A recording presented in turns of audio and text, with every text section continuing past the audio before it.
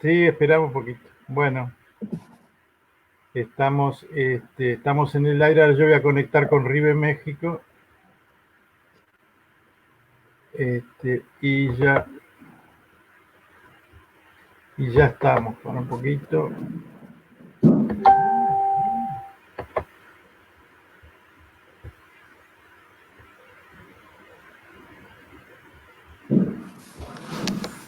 Buenísimo. Vamos a ver.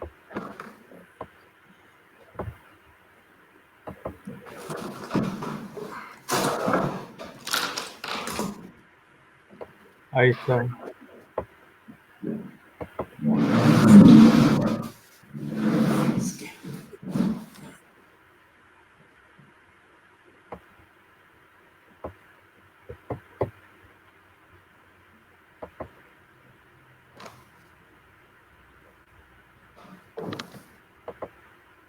A ver si ya me escucho ahí.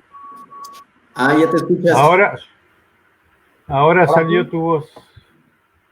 Perfecto. Sí, es que me dijeron a las 2 de la tarde y yo todavía le escribí como a la 1. Le dije, oye, yo previendo una hora antes, le digo, ¿cómo va a estar todo? Previo, me dice, sí, en 10 minutos. ¿Cómo? Dije, ¿cómo que en 10 minutos? Dije, no, ya no alcanzo. Dije, yo me voy al Facebook directo, le dije, y prendí el Facebook. Y yo también transmití desde Facebook, en la página, en la mía. Y cuando me voy dando cuenta que dice que vamos una hora retrasados, dije, a ver, ¿cómo que vamos una hora retrasados ya? Entonces ya sí me caí en 20, dice, no, es que ya se emparejaron los horarios. Dije, ya caí. Dije, pero la mala costumbre egocéntrica de creer que el horario de tu casa es el horario de todos lados, ¿verdad? Pero bueno. Un momento, permítanme. Yo también pausa.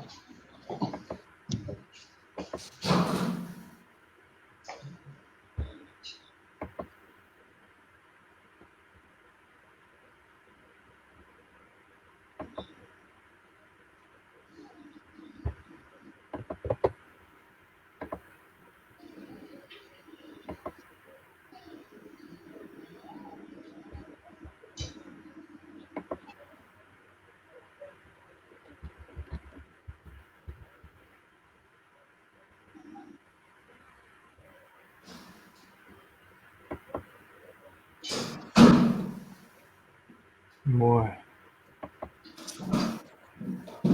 Ya estamos aquí. Listo.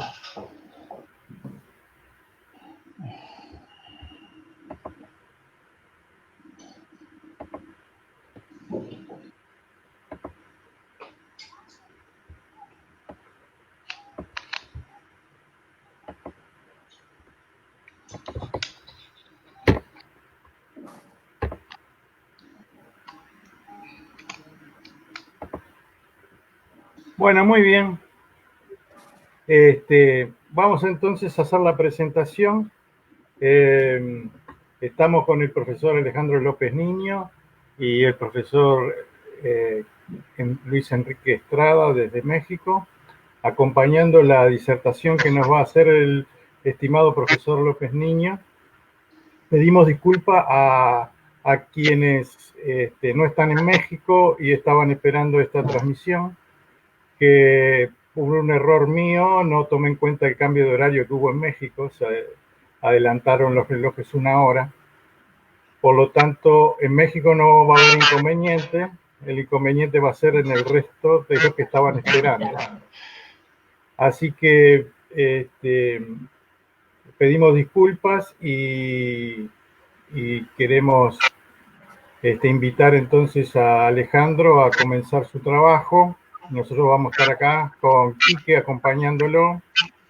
Para lo que sea, queremos felicitar al profesor Alejandro López Niño por la nueva tarea que ha encarado en estos momentos y que haya tenido la amabilidad de dispensar un rato del mismo, de su tiempo, para esta disertación.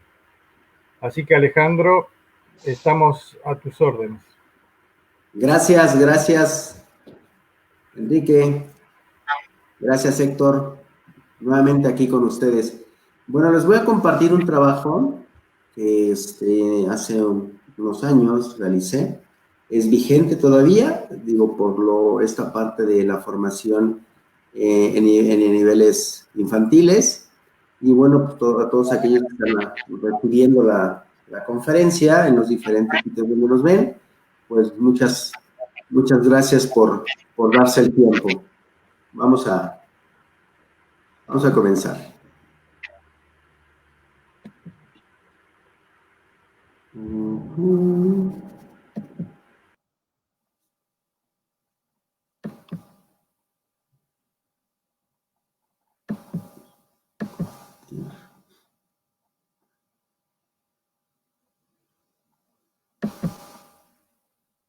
Ok, permítanme nada más.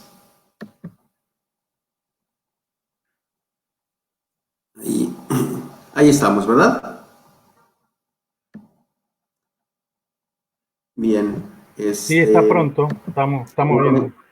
Ok, comenzamos. El tema es comportamiento agonista durante el entrenamiento y la competición en el baloncesto infantil.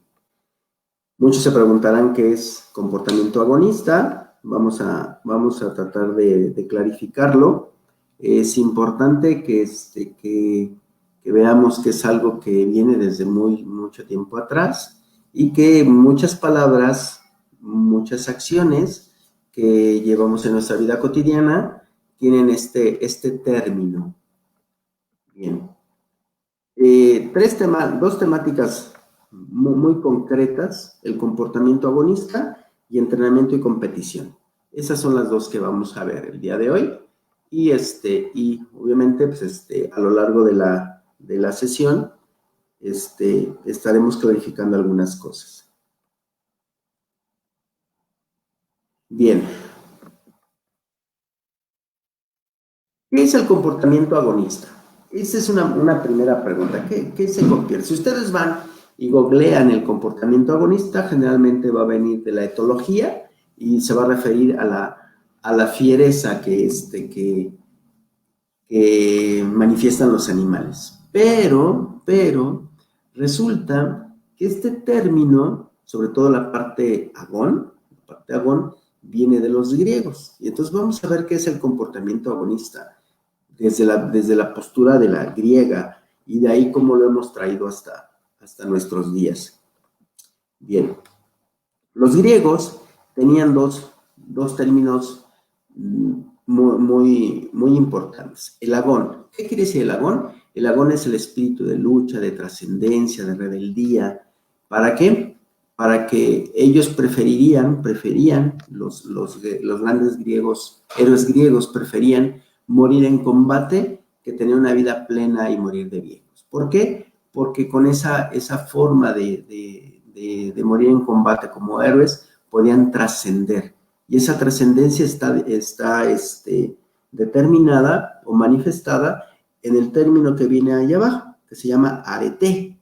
El arete es la trascendencia, ir más allá de lo que se hacía. Antes, en Grecia se competía en las ciudades, en la formación de las ciudades, en tener filósofos, en tener comunidades bien organizadas, etc. De eso se refería. El agón es la competencia, el espíritu de lucha. Y el arete es trascender, ir más allá de solamente estar en mi tiempo. Posteriormente, cuando estas actividades, el agón se llevó a la parte de las actividades físicas, surgieron tres personajes. El Paidotriba, que era el que enseñaba juegos. Los juegos eran las carreras de cuadrigas, por llamarlo así, o de tiradas por caballos. El Sixtarta, que era aquella persona que entrenaba en carreras, y el Agonistarca, que era quien entrenaba o te entrenaba en la lucha, cuerpo a cuerpo. Y si aquí vemos, aquí vienen las primeras palabras, aquí está agón. ¿Qué quiere decir? Lucha. Entonces, el agón es el espíritu de lucha, la combatividad y la competición. De ahí viene la parte esa competitiva, por eso competimos, por eso normalmente, vamos a bajarlo al baloncesto, siempre hay un ganador, un vencedor en esa parte de competir. Pero el agón no es solamente competir por competir, sino competir con las reglas establecidas de la competencia. No sacar ventaja de de manera ilícita, ellos le llamaban así, de manera superflua, una ventaja. Si uno de los competidores se presentaba lesionado, simplemente el otro combatiente no realizaba la lucha, precisamente porque para él no significaba ganarle a alguien que estaba lesionado como ganarle a alguien más fuerte en todas sus capacidades plenas. Y el arete es la trascendencia, es el honor y la gloria.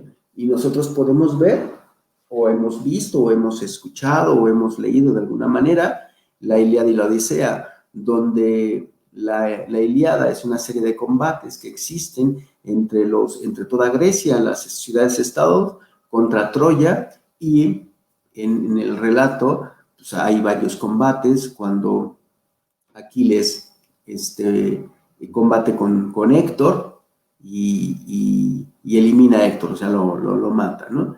Nosotros sabemos de todos ellos, de todos esos seres griegos, porque pudieron lograr la trascendencia. Y aquí está el fundamento del agón. Es el espíritu de lucha, la combatividad, donde preferiríamos morir en combate, siendo jóvenes y bellos, que morir de viejos en una cama en tu casa. ¿Por qué? Porque para ellos la forma de trascender era a través del tiempo. Y aquí viene algo muy importante, que en un término muy actual, pues, sino tan actual que busca mucho la educación física, más allá de la motricidad, que es la corporeidad. La corporeidad es la manifestación corpórea o de recuerdos de una persona. Dejas de existir cuando esta persona ya no es recordada por nadie. Ahí es cuando mueres, cuando dejas de existir. Entonces, en este caso, los héroes griegos siguen existiendo porque pudieron trascender en el tiempo y en el espacio. Bajo esto, nos vamos a ir en esta parte. Y si nos damos cuenta, cuando los niños, los jóvenes o aquellas personas que practican un deporte, más allá de ganar o perder, lo que ellos buscan es trascender. Y trasciendes después de que termine el partido, cuando vas a la comida de la tarde o al otro día o en días posteriores, cuando platicas cómo ganaste una determinada competición. Ese es entre el agón y el arete. Nosotros en una definición podemos decir que el comportamiento es la forma de que proceden las personas. Proceder hay una relación entre su entorno y los estímulos que recibe del mismo. Así somos, o sea, la diferencia entre comportamiento y conducta es que la conducta es observable y está regida por un reglamento o unas normas estipuladas. El comportamiento solamente es mi proceder en relación al ambiente en el que me muevo con los estímulos que voy recibiendo. Y como lo decía, la conducta se refiere a la relación que existe con los demás y esa es observable y eso lo podemos ver y ustedes lo pueden ver a los jovencitos o a los niños que van a participar en un partido. Primero llegan, están todos ahí reunidos, cada quien hablando del tema que quiere, y en cuanto empieza la ceremonia, por llamarlo así, del calentamiento, ellos toman una conducta. Y cuando están jugando, toman otra conducta. Entonces, se ve y se manifiesta. Entonces, el comportamiento no está regido por reglamentos, la conducta sí. Entonces, el comportamiento es una relación de los estímulos que tengo con el medio ambiente y la conducta es la relación que existe con los demás basados en una regla social o moral o reglamentaria en este caso, ¿no? Bien. Pero, en ocasiones, comportamiento y conducta normalmente se toman como sinónimos. En este caso, no lo vamos a tomar así, sino lo que les comentaba. La conducta es vista a través de un reglamento. Y el comportamiento es tu forma de proceder de manera natural. Además, esa conducta puede ser repetible. Entonces, a lo que nosotros vamos a ir sobre este trabajo es sobre el comportamiento. Cómo de manera natural tú puedes tener esa combatividad, ese espíritu de lucha. Ojo con esto, no todos lo tienen. Hay que buscarlo. Y depende mucho de las necesidades de tu entorno para que tú puedas manifestar tu comportamiento. Si vienes de un entorno social agradable, cómodo, normalmente tu espíritu de lucha es bajo. Cuando vienes de un entorno donde la lucha está limitado ante las circunstancias propias de la vida, generalmente manejas una combatividad mayor. Depende mucho también, entonces, de qué estratos vienes y cómo podemos poner de manifiesto ese comportamiento que se puede traducir a conductas muy precisas. Bien.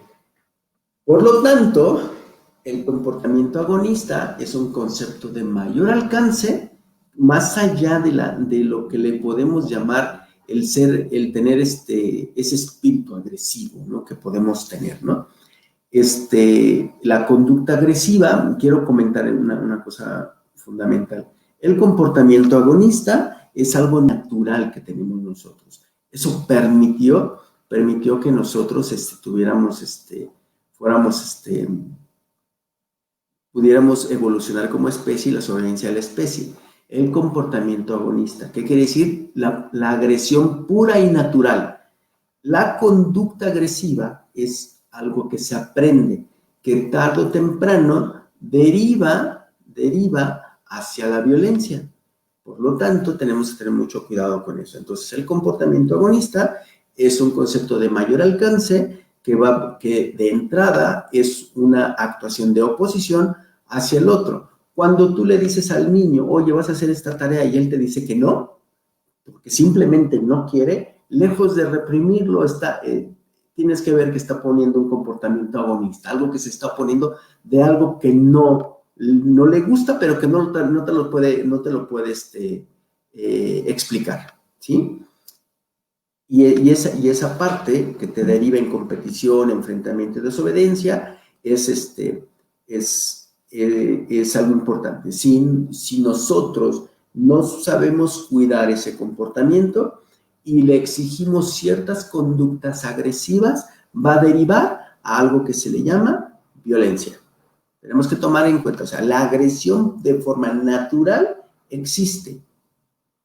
Cuando tú pides conductas agresivas, vas a derivar hacia la violencia. Entonces tenemos que tener mucho cuidado en ese comportamiento porque debe ser natural, se debe reflejar de forma natural, sobre todo cuando pones tareas en el cual el participante muestra su combatividad, el deseo de terminar y hacer las cosas, ¿no? Y obviamente busca el reconocimiento, principalmente de sus pares y del entrenador, en ese orden.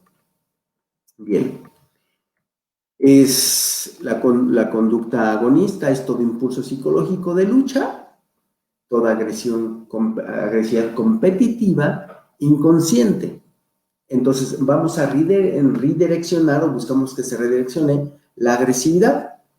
Este estado se pone de manifiesto desde edades muy tempranas, ¿no?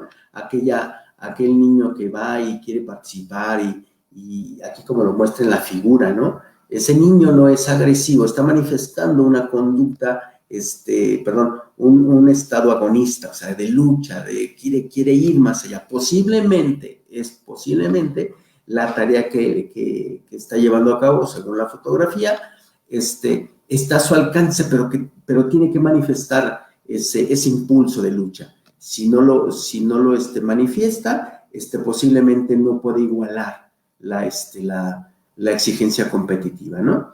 Es de lo que se trata esto, ¿no? Y se plasma, obviamente, en edades pequeñas, ¿no? Bien, dice que la agresión es un instinto, este señor, hablando de agresión como impulso innato, como instinto de sobrevivencia, es necesaria para todas las personas y a su vez para el desarrollo integral. O sea, cuando ya somos más metidos en una cuestión social más regulada por la vida diaria, nosotros manifestamos nuestra agresividad, nuestra agresión, nuestro impulso de competencia cuando vamos a trabajar o vamos a abordar algo. Siempre ponemos de manifiesto, pero quizá no sea en una manifestación total de los impulsos psicológicos de la agresión. Simplemente quieres trascender, quieres lograr algo inmediatamente, ¿no? Como el ascenso en un trabajo, como un mejor trabajo, ir y conquistar a una chica, etcétera, ¿no? Bien. Por el contrario, como decíamos, la violencia es una conducta que se aprende. Y ojo con esto, porque esto es importante que se los diga. La violencia nace en el seno familiar. Y hay muchos tipos de violencia, desde la física, la psicológica y la emocional, que se va a manifestar en otras personas. Normalmente un niño agresor generalmente ha sido agredido en su vida, ¿sí? Entonces, en su vida diaria, en su vida familiar, tenemos que tener cuidado. ¿Por qué? Porque este tipo de agresión, como es socialmente aprendida y generalmente se da en el seno familiar, normalmente se va a cristalizar en las escuelas. Aquel jovencito que es abusador de otros, generalmente en su seno familiar o en su entorno familiar, los adultos abusan de él y él, por consecuencia, abusa de los demás, ¿no? Y no necesariamente el abuso debe ser físico, ¿no? Es de otra forma. Bien. Aquí sí lo vamos a leer, perdón por poner tantas letras, pero es importante tener este concepto bien plasmado, donde dice que la práctica deportiva se inculcan a través de la práctica deportiva, nos vamos a inculcar valores y actitudes para la vida, donde niños y jóvenes pueden irse conformando una determinada manera de ser. O sea, si hay muchas personas o muchos estudios que señalaban que durante los primeros años de vida estaba ya determinada tu personalidad, tu forma de ser, ¿no? Eso ya no es del todo cierto, sino que tú puedes tener ciertas manifestaciones de poder conducirte o edificarte de otra mayor manera, independientemente de los primeros años. Entonces, pero es una forma de hacerlo. Dice, hay condiciones psicológicas que se transmiten de manera común en los diferentes deportes. Por mencionar algunos, la disciplina, la responsabilidad, la toma de decisiones, la proactividad, la concentración. Dentro de los más buscados, sobre todo cuando se trata de deportes de cooperación o oposición, su misma palabra lo dice, su mismo término lo dice, el fútbol, el básquetbol, el handball, todos los deportes de equipo, el vóley, incluso los deportes de artes marciales, el voleibol, el tenis, buscas siempre una cuestión de agonista, o sea, un espíritu de lucha, o sea, que tengas que combatir. O sea, en México le decimos, y le ponemos entre comillas, yo le pongo entre comillas, cuando dices, hay que echarle ganas. O sea, en lugar de decirle echarle ganas, hay que ser más combativos, hay que tener más competitividad, hay que estar acorde a las circunstancias que nos rodean.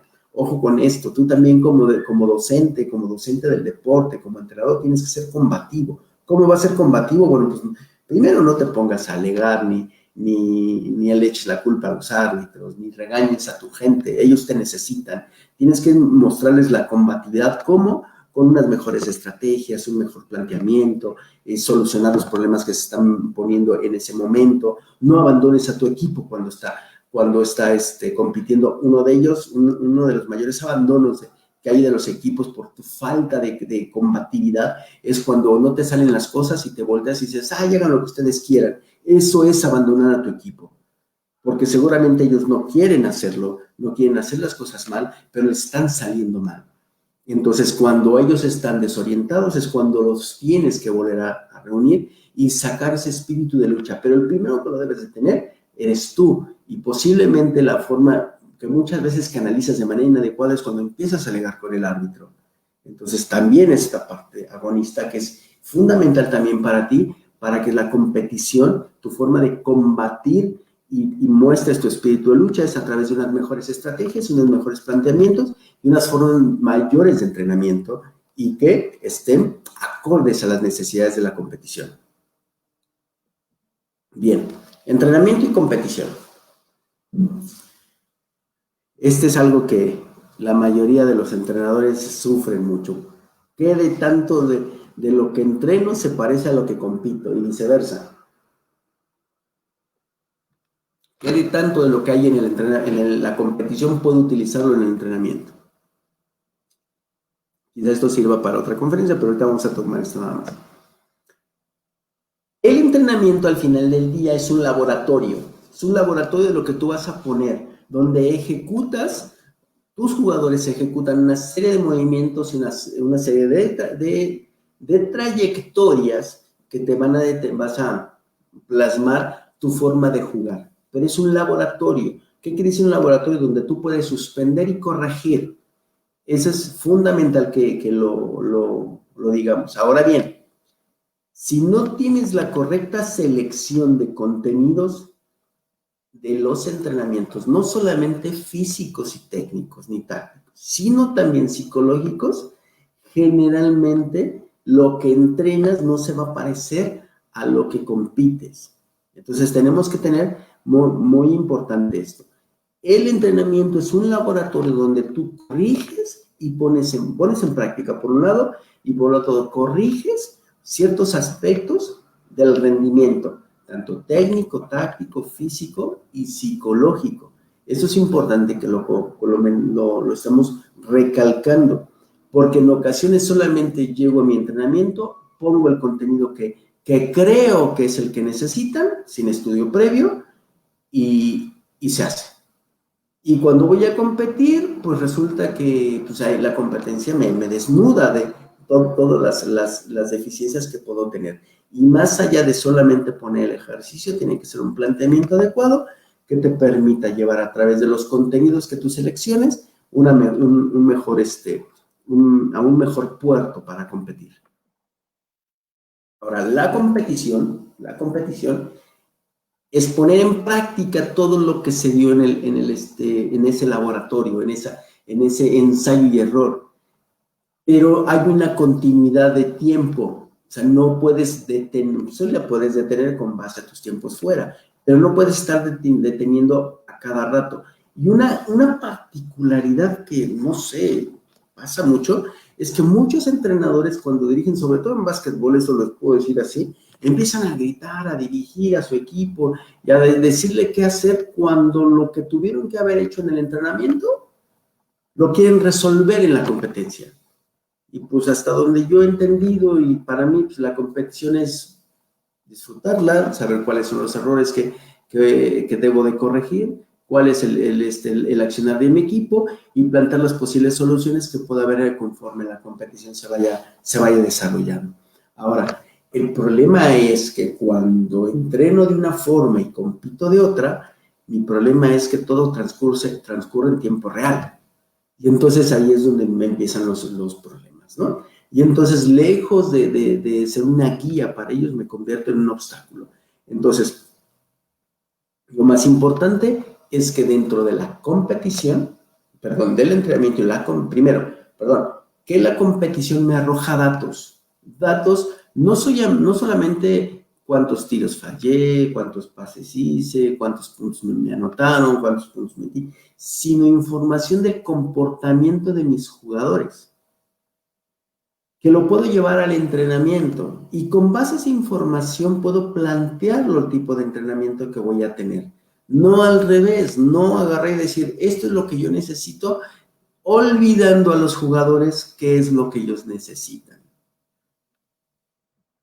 Bien. Aquí Aquí les voy a mostrar cuáles son las características diferenciales entre entrenamiento y competición.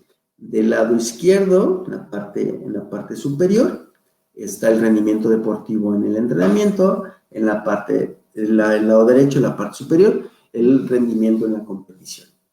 Están los objetivos generales, específicos, situaciones demandadas, cómo deben actuar los deportistas y cómo se valora el rendimiento.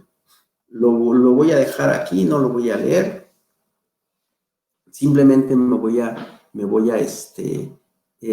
basar en los dos primeros, en el objetivo general y específico. Lo demás les voy a dar tiempo para que ustedes lo lean. El objetivo general del entrenamiento es mejorar el rendimiento futuro. Ese es lo que hay. O sea, voy a mejorar mi rendimiento hacia el futuro a través del entrenamiento. Y la competición es la mejora del rendimiento presente a través del resultado competitivo. Por un lado está el proceso, que es el entrenamiento, y por otro lado está el resultado, que es la competición. Entonces, si quiero mejorar en la competición, debo de trabajar mi entrenamiento, porque eso me va a tener un mayor rendimiento hacia el futuro. Y si quiero mejora en la competición, es con base a resultados. Ahora bien, ojo con esto. ¿Puedo tener un buen proceso? Sí, si lo llevo de forma adecuada. Si solamente me baso en el resultado, creo un espejismo. Debo de ver dos cosas durante el entrenamiento, durante la competición, sobre todo cuando se trata de deporte infantil, en este caso del baloncesto infantil. Debo de ser muy preciso del proceso, o sea, de cómo se hacen las cosas y cómo se desarrollan, sin renunciar al resultado. Ojo, pero no debo de privilegiar el resultado. ¿Sí? Es cuando uno menciona sin renunciar al resultado, tienes que tener el suficiente espíritu de lucha por conseguir el resultado. Pero si no, el espíritu de lucha y todo lo que desarrollaste, eso te va a fortalecer para un mejor rendimiento hacia el futuro. ¿Cuáles son los objetivos específicos en tanto se dan este tipo de cosas? En el entrenamiento, lo que está en rojo generalmente no se entrena. Y lo voy a poner de esta forma. Normalmente entrenamos de manera técnica coordinativa. O sea, ¿qué quiere decir esto? El fundamento. Es importante porque es nuestra herramienta. Es como, voy a aprender a disparar. Y entonces sé que tengo el arma y la empiezo a conocer, etcétera. De esta forma me la pongo al hombro y con eso disparo. Pero también tengo que tener tareas tácticas, o sea, cognitivas, y eso se da en el entrenamiento, pero no deben ser de manera deliberada desde mi punto de vista. El sistema de juego que tú coloques solamente te debe dar orden, porque la toma de decisiones es instantánea con base a cómo se mueve el rival. Y obviamente, pues tu capacidad física. Y a muchos se les olvida los aspectos psicológicos, ¿no? De qué es lo que vienen, cómo vienen los jugadores a entrenar. Como consecuencia, en la competición voy a utilizar de manera eficiente los contenidos y recursos disponibles, pero no solamente los del entrenamiento, sino también los individuales de cada persona, talla, estatura, fortaleza mental, combatividad, etc. ¿Y cómo maneja el estrés competitivo? Ese estrés competitivo es importante porque entonces le va a ayudar a ser combatiente, o lo que le decimos, a tener un espíritu de lucha. Si no lo sabe manejar, su espíritu de lucha va a descender dramáticamente. Y entonces su problema no es la ejecución de determinados movimientos, sino el manejo emocional que tiene para poderlos manifestar y que no esté en su cabeza generalmente pensando si se va a equivocar. Eso es importante, o sea, eso es lo que tenemos que hacer. ¿Cómo manejo ese estrés? Normalmente muchos entrenadores, cuando son los minutos finales, los últimos instantes, meten a sus mejores jugadores. Y en ocasiones hay jugadores que tarde o temprano en la competición vas a tener que echar mano de ellos, sobre todo aquellos que no han estado en situaciones estresantes. Pues los tienes que meter, darles la oportunidad de estar en movimiento, en situaciones estresantes. Sí, y todavía ahí estás buscando cómo una persona que no tiene manejo de estrés, ponerlo en una situación de estresante, competitiva, y que esté ahí cercano, ¿para qué? Para que él poco a poco empiece a manejar su comportamiento agonista, su combatividad en situaciones estresantes. Eso es lo que no, que es una situación estresante. Los últimos segundos de un partido para hacer una jugada y tratar de accesar a la canasta, el lanzamiento al aro, el hacer una defensa, aquel jugador que durante mucho tiempo tiene 4 faules y no 4 faltas y no tiene que salir del juego, etcétera, ¿no? O que no lo tengas que sentar por él porque si no va a ser el siguiente foul. O sea, ese es el manejo del estrés competitivo. Bien. Luego tenemos que existen análisis de estudios científicos dirigidos al proceso de preparación deportiva, específicamente en el deporte juvenil infantil, que además son escasos, donde se tiene una constante. O sea, hay estudios de la preparación deportiva, estudios científicos de la preparación deportiva, en deportes de equipo, en baloncesto, infantil y juvenil, pero son muy escasos. Y perdón, me tengo que ir hacia allá. O sea, mi formación doctoral me dice que yo me debo de basar en datos. Los datos son escasos, pero también tenemos, porque de eso vive la investigación, tenemos datos empíricos, el dato empírico, lo que vemos, lo que observamos, lo que estamos viendo. La constante es, sé que quizá a algunos les voy a caer mal, pero bueno, ya estoy acostumbrado. Los entrenadores no cubren las premisas de la preparación deportiva, dedicándose primordialmente en ese orden, en esos 3 órdenes. Primero, al componente técnico, siempre, ¿sí? Seguido del táctico, que solo lo abordan por medio del sistema de juego que emplean. Y muchas veces el sistema de juego que emplean deja afuera a muchos jugadores que son valiosos, a muchos niños que son valiosos. Y en algunos casos, y solamente lo hacen a través de la práctica, de los fundamentos y del sistema de juego, en algunos casos atienden el aspecto físico. Y aspecto físico preponderante, y sobre todo la base, y después de ahí no pueden dar un entrenamiento específico, entrenamiento físico específico del baloncesto. Entonces, todo lo quieren resolver a través de los fundamentos y del sistema de juego. Eso es. Pero hay otra cosa más grave aún. Se agrava más cuando los practicantes infantiles y juveniles carecen del aspecto mental que se debe de trabajar, que es necesario para esta competencia. Muchos entrenadores le llaman demasiadas veces la atención a un jugador pensando que se equivoca, porque que no se debe de equivocar. Perdón, la forma de aprendizaje que se ha dado a través de la naturaleza, a través del ser humano, a través de todas las teorías que han dado, es a través del ensayo y error. Aprendo a través del error. Me deja mayor aprendizaje, bien aprovechado una derrota que el ganar un campeonato. Eso, ¿por qué? Porque me permite tener mayor alcance y mayor concientización de lo que estoy haciendo. Y se reducen más las posibilidades cuando no le ayudas a comprender el juego. ¿Cómo puedo comprender el juego? Es muy sencillo.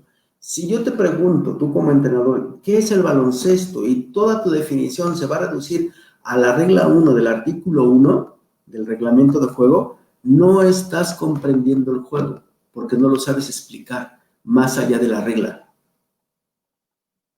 El juego es un deporte de cooperación-oposición que se juega en un espacio rectangular, donde está libre de obstáculos, tienes que tener una lucha permanente a través de la posesión del balón, que está limitada por un tiempo, bla, bla, bla, todo ese tipo de cosas que debemos de saber antes de definirlo como el artículo 1 y la regla 1 del artículo 1. Entonces, si no puedo comprender esa parte, no lo puedo explicar. Entonces, imaginemos que si yo no lo puedo comprender en su totalidad y lo medio explico, imagina a tu jugador que le das una información así media incompleta, pues ¿cómo lo va a interpretar? Y agrégale su persona, porque al final del día es una persona que tiene una evolución propia, tiene un desarrollo propio, etcétera, ¿no? Bien. Y normalmente para hacer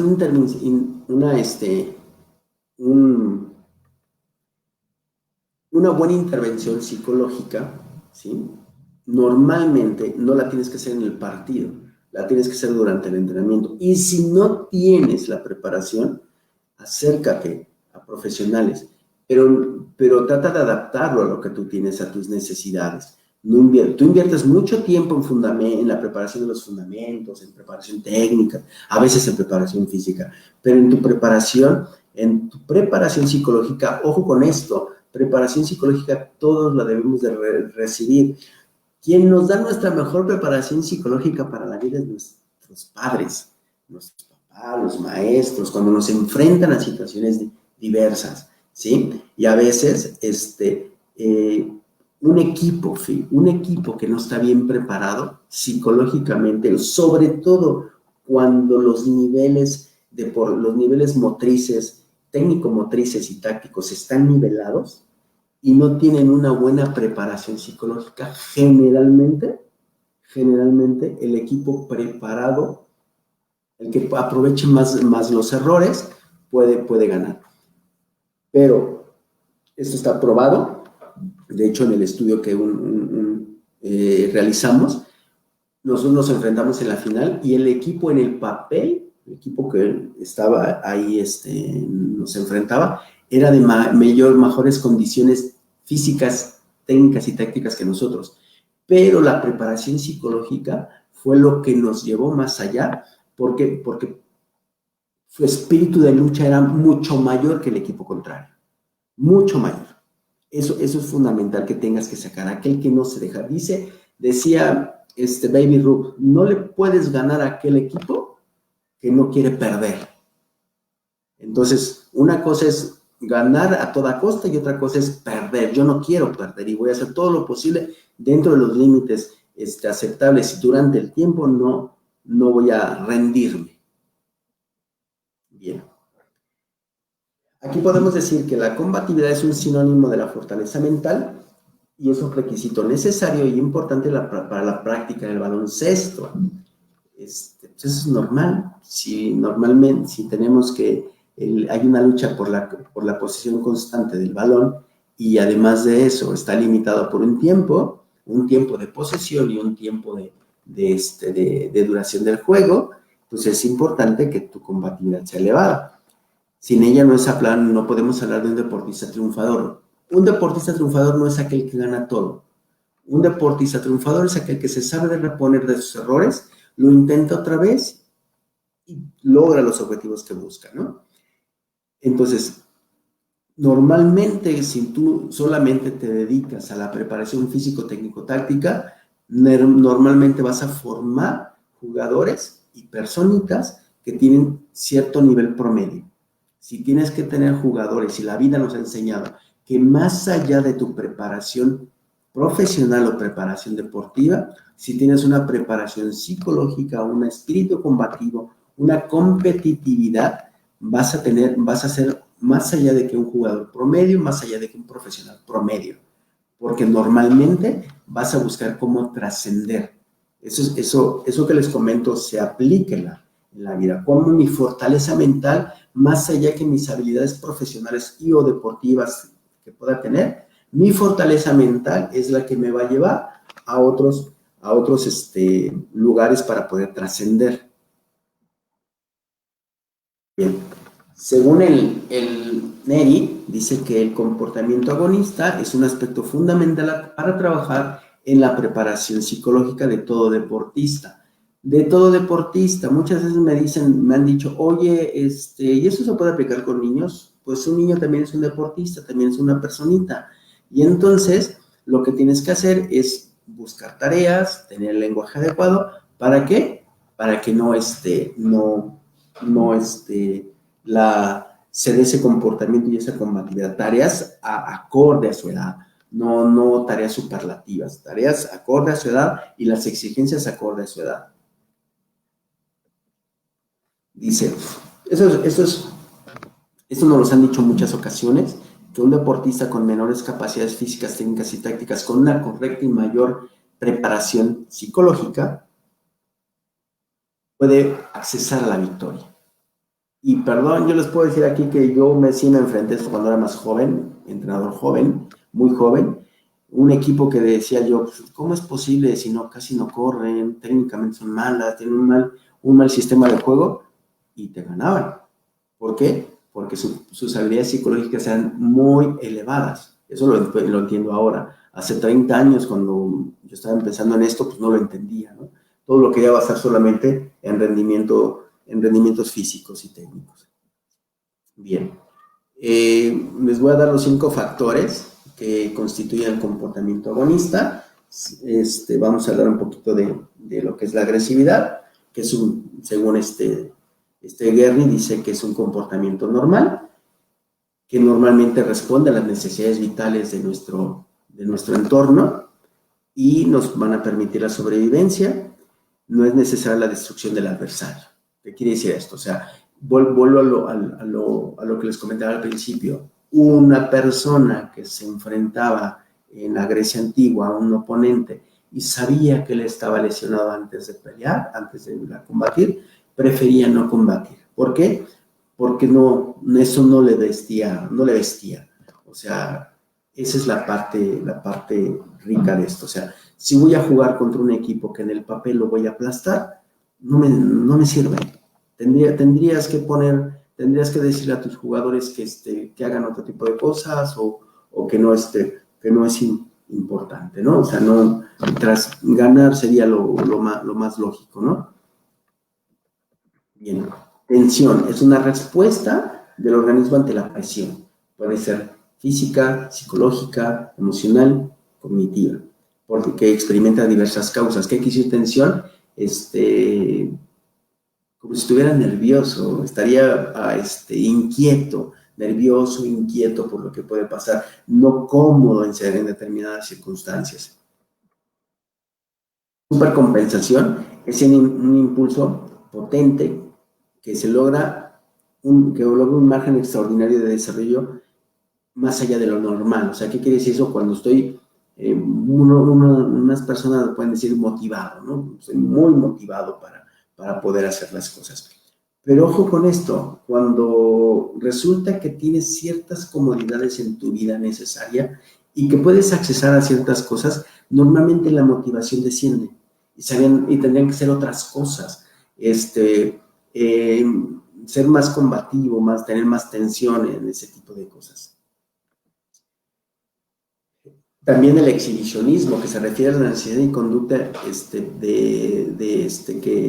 que muestra de impulso, de decir, hey, generalmente lo vemos con personas extrovertidas, aquellos que quieren ser notorios, etc. Entonces nosotros lo podemos traducir en el juego cuando aquel equipo que a través de su juego exhibe sus habilidades y es reconocido por todos. Y motivación, junto con sobrecompensación, normalmente es para incentivar. La sobrecompensación es que estoy sobreexcitado para algo, pero la motivación es incentivar para satisfacer necesidades. Curiosamente, por ejemplo, donde hicimos el estudio, el medio socioeconómico era un medio muy alto, y el primer lugar en ese torneo que nos metimos durante el estudio, decía que nos iban a regalar el primer lugar eran pants y tenis. Pues los jóvenes jugaron y no tenían la motivación por lograr los objetos. Su motivación de ellos era trascender, ganar únicamente el torneo y eso era su forma de trascender más allá de tener una recompensa, que finalmente la recompensa era efímera, más la satisfacción de haber ganado algo era mayor, y entonces ahí es donde se se manifestaba su trascendencia, ¿no? Su arete. Bien. Voy a dar unas conclusiones, creo que son 3 nada más. Dice, las habilidades psicológicas como la toma de decisiones, el comportamiento agonista, la combatividad están presentes en cualquier actividad o situación, desde la más cotidiana hasta la más extraordinaria en cualquier ámbito de la vida, en tu trabajo, en tu quehacer, cuando el niño que se pone a jugar con otro niño con sus juguetes, cuando vas a un examen, aún ahora en estos tiempos de pandemia, puedes ver tu toma de decisiones, tu comportamiento agonista y tu combatividad. La combatividad para estar confinado, tu comportamiento agonista para el impulso de decir, tengo que seguir, y la toma de decisiones para no estar saliendo, ¿no? Y salir lo menos que se pueda. Las personas tenemos recursos diferentes y formas de afrontar las situaciones más o menos adecuadas ante determinadas exigencias. ¿Qué quiere decir esto? Que según mis recursos que tenga, o sea, mis habilidades, como me dijeron alguna vez, según mi capital que yo tenga, es la forma en que voy a afrontar la situación. Si mi capital o mis experiencias son limitadas, la forma de afrontar esas situaciones serán limitadas. No tendré más que 2 o 3 vertientes. Si les puedo decir este comentario, si yo enseño 2 movimientos de drible, el jovencito solamente tendrá 2 oportunidades, dos recursos, pero si le enseño los 6, 7, 8 diferentes tipos de drible ante determinadas situaciones, el abanico se abre, tengo más recursos para poder afrontar la situación. Dice, con frecuencia estos recursos no son suficientes, o el problema es que el objetivo a lograr es demasiado alto. Se da mucho, sobre todo en iniciación, cuando te invitan a un partido y tú inocentemente vas a un partido y todos te dicen que son de iniciación, pero sí, efectivamente, son de iniciación todos, pero quizá tu grupo tiene meses de estar entrenando y el otro tiene ya 4 años de estar entrenando. Sigue siendo de iniciación, pero ya tiene una mayor experiencia. Entonces, tus recursos del equipo de menor nivel, sus recursos son insuficientes, ¿sí? ¿Por qué? Porque el objetivo, en este caso, competir contra ese equipo donde sus recursos son mayores, es muy complejo poder tener. Entonces, tenemos que buscar enfrentarnos a equipos que tengan los mismos recursos de nosotros, aparentemente. La combatividad configura deportistas que tienden a buscar desafíos. Ustedes seguramente han de tener 1 o 2 jugadores que son más destacados que otros, que de repente llegan y les dicen, ay, pues es que ya me aburrí, es que no, es que él no juega, es que sí, está mostrando parte de la combatividad, porque los recursos de los jugadores que vienen atrás no son los suficientes. ¿Qué tienes que hacer? Te quedan 2 caminos. 1, que él asuma parte de la responsabilidad para colaborar con sus compañeros para ayudarlos a crecer, o subirlo a un equipo de mayor exigencia. ¿Okay? La práctica deportiva, digo, por esto lleva el nombre de RIBE, baloncesto educativo. La práctica deportiva, en este caso la práctica del baloncesto, es una forma de educación que, al igual que se recibe en un aula, ambas son un proceso social. Es esto, o sea, el deporte es un proceso social visto en un contexto social que está determinado por contextos sociales y por cuestiones, pues ahorita lo estamos viendo, ¿no? Salvo el deporte profesional, todo el deporte infantil, juvenil y de formación está suspendido por una cuestión de medioambiental de la naturaleza, pero también por disposiciones sociales. ¿Ok? Esto es importante. ¿Por qué? Porque al ser un proceso educativo, se vuelve un proceso social, ¿sí? Y tiene como fundamento primario mantener y consolidar los procesos de formación integral de los participantes. ¿Qué es esto? Como lo comentaba al inicio, ¿no? Tu forma de formación integral es que tú tengas todos los elementos primordiales para la competición, desde el entrenamiento, que es el laboratorio, a la competición donde vas a poner en juego todos los recursos que has adquirido. Bien, gracias. Estoy a sus órdenes.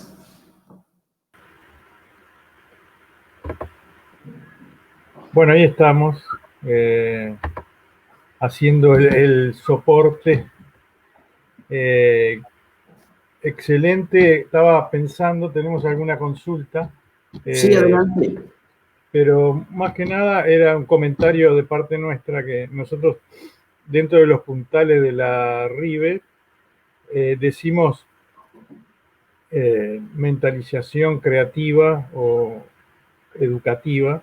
El primer paso, ¿no? Creo que esta charla de hoy la podemos encuadrar precisamente en que esto es el primer paso antes de comenzar, o el primer paso es decidir cómo vamos a encarar nuestro trabajo educativo, ¿no? Entonces me parece que ha sido de un aporte muy bueno en este sentido. No sé, Quique, ¿qué opinas sobre eso? Yo estoy, bueno, esta plática ya la llevamos, creo, ayer, Alejandro y yo, ya la estábamos comentando algunas cuestiones que tienen que ver con esto de la... Y de la cuestión, a mí como psicólogo, lo más cercano que se me puede acercar, o preguntar como psicólogo y como especialista también en la... Una, yo ayer, hace días creo que contaba con Alejandro de que hay mucho empirismo, o sea, en nuestro país hay mucho entrenador que es empírico. Con mucha facilidad se puede acceder a entrenar un equipo en un barrio, en un lugar, en un espacio, ¿no?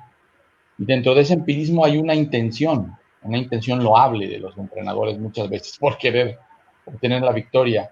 Creo que la parte de la información básica de esto que se acaba de tocar es un punto toral, o sea, si esto se puede traducir, como dijeran por ahí, en naranjitas y pelotitas, de cómo se tiene que explicar, mucho de la deserción de los niños en el deporte se abatiría completamente.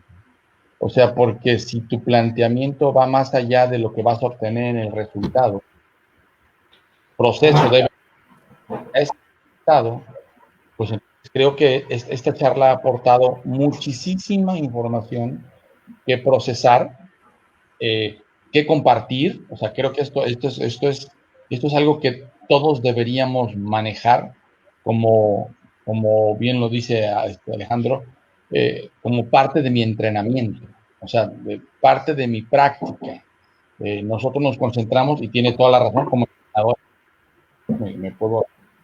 concentramos mucho en aspectos de darle herramientas metodológicas o de fundamentales a los muchachos, sin pensar que lo fundamental es esta conducta agónica, ¿verdad? O sea, es esta cuestión de no darse por vencido. Es muy notable, ahorita que observaba y la descripción que hacías, Alejandro, es muy notable que hay muchos niños que se pueden tamizar como agresivos y algunos que son agónicos, ¿no? Entonces, recalca mucho el papel del entrenador, la posibilidad que debe tener el entrenador de saber esto y de acceder a esta información, porque yo veo clínicas donde se habla de fundamentos, sistemas, cómo jugar, cómo votar, cómo pasar la cancha rápido, pero esta parte del cómo educar psicológicamente, pues no es muy, digamos, no es muy común escucharla en las grandes reuniones baloncesto, no hablando del baloncesto. Bien, hay una pregunta, me parece que es, a ver si la puedo encontrar ahí. La pregunta como información de qué es la actitud, ¿no? Lo hace Toro Edson Esteban desde Perú, nos pregunta, ¿dónde la podemos ubicar? La actitud es una, a ver si no me equivoco, la actitud es una manifestación de disposición a, o sea, solamente, yo estoy dispuesto a, esa es mi actitud, pero no soy combativo. O sea, vengo a jugar, ya tengo la actitud para jugar.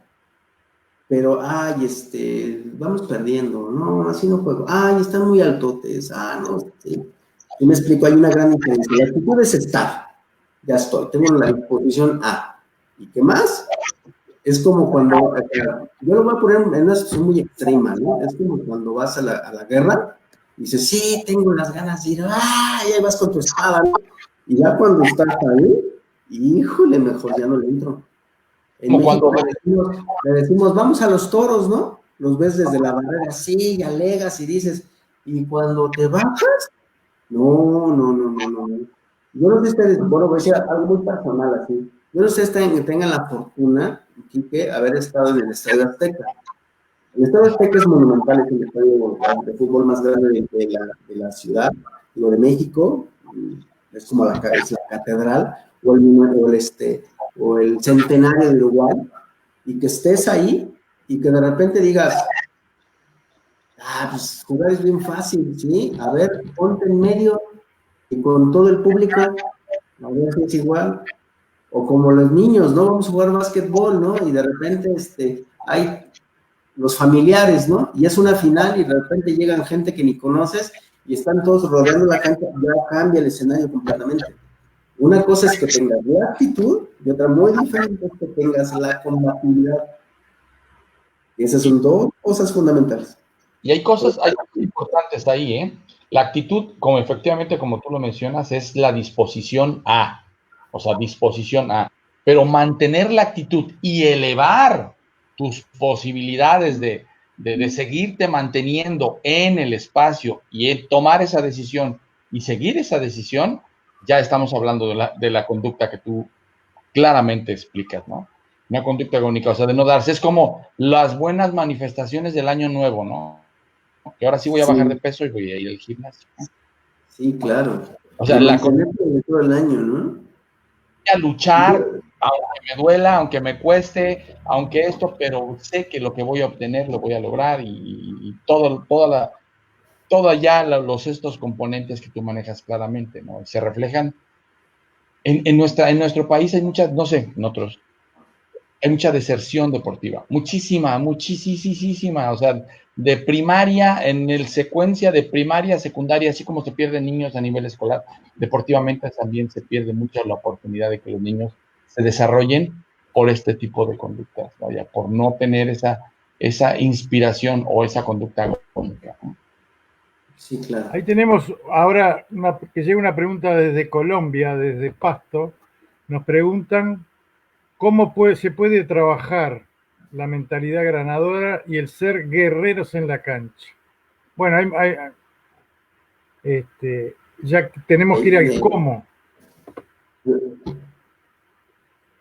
Sí, o sea, primero, de entrada tú tienes que tú debes ser el primero a tener tu mentalidad ganadora. Ganar no significa, más que yo quitaría la parte ganar.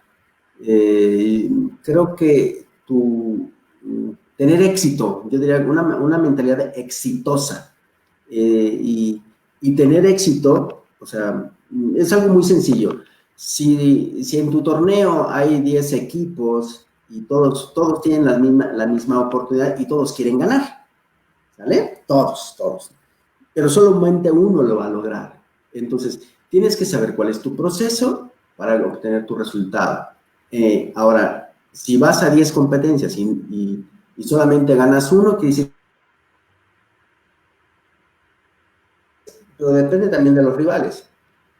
Muchas veces puedes ganar todas las competencias y no sentirte exitoso, ¿eh? O muchas ocasiones puedes no ganar ninguna competencia y sentirte exitoso. Ahora, el traducido a ser guerrero, ser combativo, voy a decir las palabras de Smith, el entrenador de North Carolina en su momento, que entrenó a Michael Jordan y decía que no puedes entrenar la altura, no puedes entrenar la rapidez, no puedes entrenar ¿cómo se llama? El peso corporal. Puedes entrenar tus habilidades, etcétera. Puede ser, decía él, no te puedo enseñar, una persona que no es agresiva, o sea, hablando de comportamiento agresivo, no le puedo decir que sea agresivo, físicamente, no en su conducta. Lo que sí le puedo decir que tenga una agresividad mental, y eso también es comportamiento agonista, o sea, una agresividad mental. ¿Qué es una agresividad mental? Es aquel de decir, lo voy a marcar, sí, estoy ahí pegado, digo, etcétera. Incluso hay jugadores, yo lo voy a decir, no en edades pequeñas, pero jugadores más grandes, en que son un dolor de muelas, o sea, están duro y duro y duro, y normalmente no son los que más juegan, pero su mentalidad es tal que está duro y duro y son capaces de sacar de quicio no al mejor jugador del equipo contrario, a todo el equipo. Esa es una manera agonista de manifestarte, está siendo combativo. Combativo no quiere decir solamente la lucha, es una lucha mental también, dice, en algún momento de la conferencia decía, de la presentación decía, fuerza mental. Soportar la guerra psicológica también es ¿cómo se llama? Comportamiento agonista.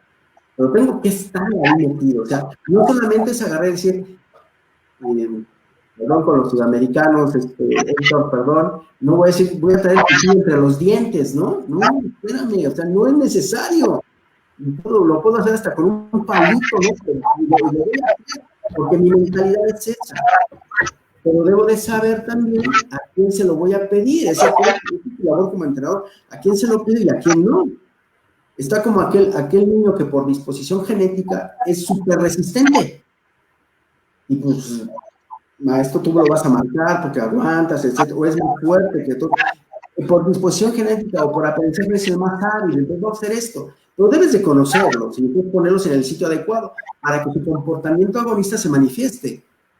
Pero no lo voy a poner al más resistente, al que corre un montón, está manejando la pelota, que no quiere correr, no quiere hacer. Me explico, o sea, tú también tu conocimiento debe ser, y me lo dije en alguna ocasión, no es ya de lo que tú necesitas, ¿qué necesitan los chicos? Y lo voy a completar con base en lo que tienen, ¿eh? No es lo que tú crees que tienen. Esa es una gran diferencia. Creer es algo que, bueno. Excelente. Bueno, hemos tenido una brillante jornada. Estamos con muchos saludos de distintos países, ¿no? La verdad que esto va a ser ahora difundido ampliamente. Pienso que nos va a nutrir en ese primer puntal de la red, como un bloque de contenidos. Así que yo no sé si Quique quiere hacer algún comentario más, si no podríamos hacer un cierre desde allí.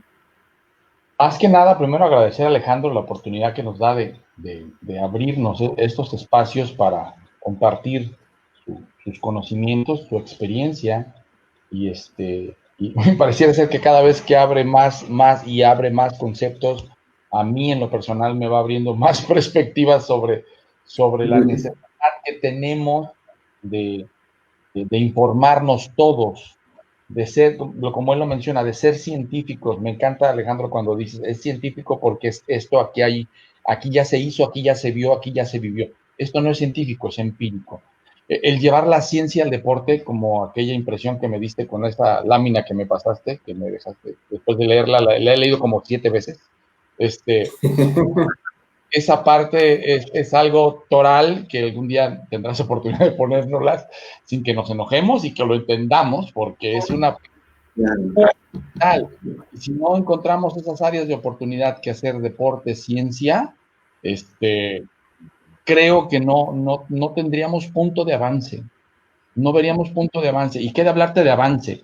No tendríamos punto de salida en algunas situaciones donde el deporte está en la banca. En este momento el deporte está en la banca, pudiendo estar en la titularidad. O sea, el deporte debería estar en la titularidad de la enseñanza, la educación, y nos tienen en la banca. Y vaya, tenemos que ser agónicos. O sea, entrenadores, lo concluiría yo así. Tendremos que ser agónicos, tenemos que sacar la inspiración y trascender más allá a pesar de la oposición que estamos viviendo muchos y muchas personas que hemos hecho de esto una... Por ejemplo, yo por último te podría decir, una cosa que aprendí que precisamente en la nueva tarea que estoy llevando a cabo, creo que el segundo día les dije, que hacer actividades al aire libre son fundamentales, sobre todo en el entrenamiento aeróbico. Entonces, pero el cubrebocas son para espacios cerrados. Entonces les expliqué y les decía cómo se crean alvéolos, etcétera, las pulmonares. Saqué mi ramito mi ramillete de uvas, les empecé a explicar cómo hacía y qué hacía el COVID. Y todos me preguntan, oye, y me han dicho que si soy médico, que si soy fisiólogo, que si soy psicólogo, que si soy, no sé, hasta me han dicho otras nacionalidades. Dije, no, todo esto lo aprendí en el deporte, desde la ciencia del deporte, o sea, desde la ciencia aplicada al deporte. Y que no hay nada más integral que la práctica del deporte. Obviamente cuando lo haces con conocimiento, ¿no? Hacerlo por hacer, digo, ya la lámina, ahí lo dices, ¿no? En la lámina ahí está todo, ¿no? Hacerlo por hacer, pues cualquiera, ¿no? Pero con conocimiento de, etcétera, ahí. Obviamente solamente el deporte te ayuda a conservar la salud. Bajar de peso necesitas un nutriólogo. Varios aspectos mayores, ¿no? No solamente es eso, ¿no? O sea, es un trabajo integral que necesita de otras áreas para poder llevar a culminar. Así como tú dices, estamos en la banca, y hay que salir de la banca, ¿no? ¿Cómo? Pues el día que te digan, oye, vas y nada más tienes un chance, pues me luzco, ¿eh? O sea, pues no hay de otra, pues ahí me tengo que lucir, nada más es una oportunidad y la puedo redimensionar. Es lo que yo pienso, ¿no? Bien, entonces, si nos autoriza tomar este material para nosotros difundirlo como una guía para ese primer puntal que nosotros le decimos, estaríamos muy agradecidos, porque pensamos que esto es como dice Quique también, la tarea nuestra es difundirlo, llegar a esos lugares a veces lejanos de las capitales, que hay gente muy voluntariosa que tiene la capacidad y la necesidad de estudiar, y bueno, alcanzar estos materiales es el trabajo de la RIBE, de la red, hacérselo llegar de manera sencilla, sin costo, para que entre todos podamos jerarquizar la tarea del deporte, ¿no? Y por otra parte, ver si seguimos con la disposición para hacer la charla sobre tomas de decisiones el día 25. Tendríamos que corregir el horario nomás aquí en el cambio de horario. Y bueno, y de esa manera nos podemos dar un abrazo de aquí a la distancia, un agradecimiento enorme en nombre nuestro y de todos quienes van a recibir el material. Así que le dejo aquí que salude, que le haga un saludo al profe, y después a Alejandro que cierre la transmisión. Gracias. Alex, agradecer de veras cada día que te escucho y cada día con los cortos tiempos que tenemos a veces y estas charlas que nos estás dando, pues yo siento que se está aportando mucho. Digo, desgraciadamente a veces no hay esa disposición para querer escuchar. O sea, dicen que para aprender se ocupa alguien que quiera aprender. Entonces, creo que la parte de nosotros de la sensibilización y esa tenemos que cubrirla como red. Y de agradecerte muchísimo, ¿no? La disposición que tienes, a pesar de la carga de trabajo que estábamos, que se te está viniendo encima, que sabes que estás hecho para eso, o sea, tú estás hecho para eso. Yo la mejor de los éxitos, y pues, que no te olvides de la River. Nosotros estamos dándole ganas. Al principio de cuentas, Héctor y Quique, gracias. Cuenten conmigo el día 25. Te suplico, no mueves la hora, que sea hora de México, a las 2 de la tarde, porque precisamente ese día tengo actividades ya, bueno, yo cuando adquirí hoy así lo quiero comentar, cuando adquirí esta nueva enmienda, comenté que yo apoyaba a algunas instituciones virtualmente y que ya tenía pactado ciertos horarios. Estoy en lo mismo, seguiré haciéndolo mientras me permitan colaborar, y voy a decir algo que me gusta mucho decirlo, ¿no? Normalmente cuando tú le das la tarea a alguien o se la quieras dar a alguien y te dice que no tiene tiempo, generalmente es una persona que lo que más le sobra es tiempo. Una persona que está ocupada generalmente te va a decir, déjame ver, voy a ver. Yo te lo estoy pidiendo de favor, o sea, no me muevas el horario ni la fecha ahorita, con gusto. Y cuando pactemos, seguro voy a estar. No, el horario que voy a cambiar es en los afiches para la parte de acá del sur. En vez de las 16 voy a tener que poner las 17. Le voy a tener que pedir permiso a mi señora también para ir una hora más tarde. Sí, seguro. Pero quedamos confirmados entonces, a la misma hora de México. Así es. No la vamos a mover, ¿no? Lógicamente que no. Le mandamos un abrazo grande. Queremos fortalecer mucho un grupo ahí en México que se está conformando. Y queremos que esa es una de las tareas que tenemos por delante, ¿no? Así que bueno, les mando un saludo a los dos y nos vemos el 25. Que pasen bien. Gracias.